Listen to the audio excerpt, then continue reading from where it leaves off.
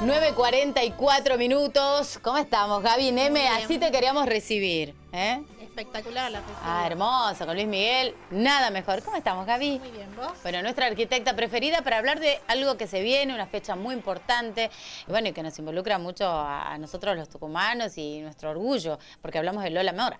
Exactamente, el viernes 17 se conmemoran 150 años de su nacimiento. Y va a haber varios como homenajes para ella, por eso las recordamos ahora. Y recordamos el nombre de ella, tengo acá anotado, pero no lo olvidaron, se llamaba Dolores Candelaria Mora Vega de Hernández.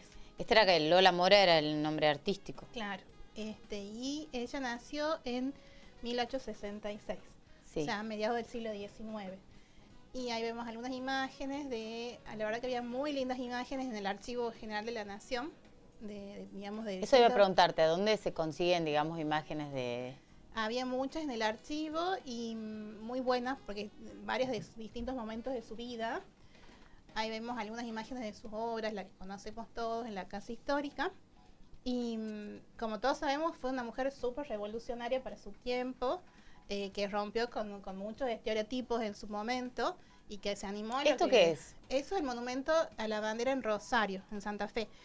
Y las esculturas que ves en el agua, Anita, son de ella. Tremenda obra, ¿eh? Y esa es su casa natal. ¿Dónde está esto? Ese está se llama el Talar. También hay, viste, un conflicto, o sea, como una historia de siempre, si fue salteña, si fue tucumana. ¿Cuántos años cumpliría ella? 150. 150 años, Lucas. ¿Sí? 150 años. Sí, es de 1866 nació. Bueno, calculamos. Sí. Pero son 150 años supuestamente. Bien. Ah, y esta es una de las... Esta es la que hemos hablado ya a veces anteriores, la estatua de Alberdi en la Plaza Alberdi. Bueno, fue muy prolífica, digamos, su carrera. Ahí vemos una casa, porque ella, eso es en Roma. Ella, al ser muy destacada, primero empezó como pintora. Y se ganó una beca para perfeccionarse en Roma.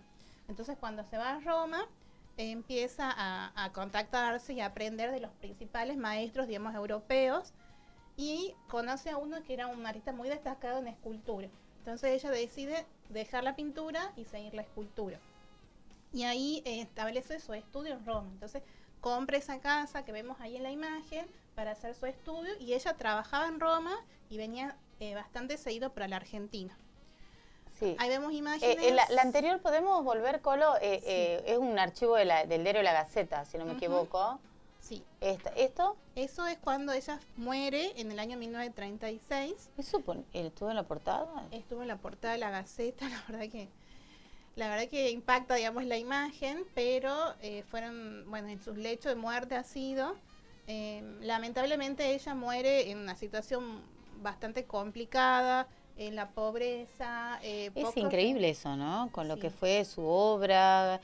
Sí, muy atacada y vapuleada, digamos, sobre todo por los élites gobernantes. ¿Por qué? Porque lo que ella hacía en ese momento era polémico, digamos, porque ella hacía desnudos de la mujer. Ella, como que su objetivo era exaltar la belleza natural de la mujer. Sí. Y era como escandaloso para el momento. Ahora la vemos como una pavada, pero en el momento era escandaloso las esculturas que ella hacía, y ella estaba tenía como sus mecenas, entre ellos Roca, entonces está muy apoyada por la élite gobernante. Al cambiar el gobierno empieza a decaer, digamos, ese apoyo que tenía, y le empiezan a atacar y a querer censurar sus obras. Entonces ahí empieza la decadencia de ella, sumado a que tenía como una crisis, o sea, tuvo una vida personal muy compleja, digamos, muy sufrida. Te iba a decir, ¿ha tenido legado, se ha casado, ha tenido hijos, eso o nada? No, ella a los 18 años perdió a su padre y a su madre con diferencia de 2 días, o sea, su mamá murió de neumonía y a los 2 días su papá murió de un infarto, entonces ahí quedó huérfana a los 18 años. Y cuando ella tenía 42 años, se casó con un hombre que trabajaba en el Congreso de la Nación, que era 17 años menor. Entonces la familia de esta persona como que estaba en contra del casamiento por la diferencia de edad. Y el matrimonio solo le duró 5 años y este hombre la abandonó. Entonces ahí empezó también como su gran crisis personal, sumado a la falta de reconocimiento por parte de, digamos, de la sociedad de su obra. Sí. Entonces empezó con varias crisis y tampoco tenía muchos medios por los cuales subsistir. Entonces, así, lamentablemente fue muy triste su final. ¿Y cuál fue la época de esplendor? De esplendor de las obras de... A fin del siglo XIX empezó el esplendor de ella, cuando ella va a Roma, le empiezan a encargar varias obras importantes que en Argentina. Ella lo que hacía era, en Roma, en su estudio, tallaba las piezas, a grosso modo, digamos, en el mármol, en el material que ella elegía, después la traía para Argentina y acá la terminaba de modelar, digamos, de definir los rasgos. Claro. Entonces ahí empiezan a hacer muchos encargos, sobre todo de la parte del gobierno, de bustos, de personajes importantes. Ella hace, por ejemplo, su gran obra, la que despega, es la Fuente de las Nereidas. No sé si la ubicás, que está, ahora está en Puerto Madero, en Buenos Aires. En su momento, cuando se hace la obra, estaba cerca de la Casa Rosada. Que entonces, pero, como te digo, como fue, esa es la Fuente de las Nereidas, tiene algunas imágenes de mujeres en desnudo. Entonces, la gente de la época, como que era bastante, digamos... Y la hipocresía, ¿viste? Porque si hablamos de Miguel Ángel, ¿me entendés? Exacto. Entonces... Aparte, porque era una mujer, justamente. Claro. Porque no era bien visto de una mujer que haga eso, y aparte, verlo con los ojos de que es una obra de arte. Entonces, se censura esa obra. También, y se traslada a la Fuente de las Nereidas a un lugar así como recóndito en la costanera sur de Buenos Aires, como en un rincón alejado. Hasta que hace unos años se vuelve a poner en valor y se le da un lugar importante ahora donde está en Puerto Madero. Pero lamentablemente fue como muy vapuleada y no reconocida en ese momento la calidad, digamos, de artista que fue. Y fue la primera mujer escultora, la más importante de Latinoamérica. Y además de ser escultora, hacía de todo. Ella, por ejemplo, se dedicó a promover inventos. Dice que promovió una máquina para transmitir cine que sea sin la luz oscura, o sea, que pueda transmitirlo en la claridad, digamos. Patentó, digamos, ese invento. Después se dedicó al urbanismo. Dice que trazó, por ejemplo, los primeros tramos del subte en Buenos Aires. Se dedicó a la minería. Pero con todo eso que vos nos contás y que ella muera en la profunda pobreza, la verdad que parece increíble. Sí, muy triste que no se la haya reconocido. Y aparte he leído también que, por ejemplo, peleó por un subsidio, una jubilación por parte del gobierno, que le llegó la jubilación después de muerta. O sea, ni siquiera el gobierno, digamos, la apoyó en eso. Entonces, claro. Ella tenía 3 sobrinas, porque como no tuvo hijos, eran 7 hermanos, ella era la tercera de 7 hermanos, tenían varios sobrinos. Y 3 sobrinas de ella la acogieron en Buenos Aires y ahí donde pasó sus últimos días de vida. Muere allá en Buenos Aires. Y muere ahí, en la compañía de sus sobrinos. ¿Hay como una ruta o algo así para decir, bueno, a ver, alguien que nos esté escuchando y que tal vez conoce pocas obras, y bueno, tengo esta, para saber, para conocer acerca de su obra, como la ruta de las obras de Lola Mora? Bueno, porque los restos de Lola Mora descansan en el Cementerio del Oeste. Claro, eso nos decías vos. Hay algunas, por ejemplo, en el Museo Avellaneda, de Nicolás Avellaneda, en la Congreso Primera Cuadra, frente a la Catedral, hay unas carbonillas de ella que son sus primeras obras.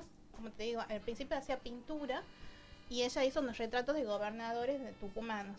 Entonces esas carbonillas están expuestas en el Museo Avellaneda.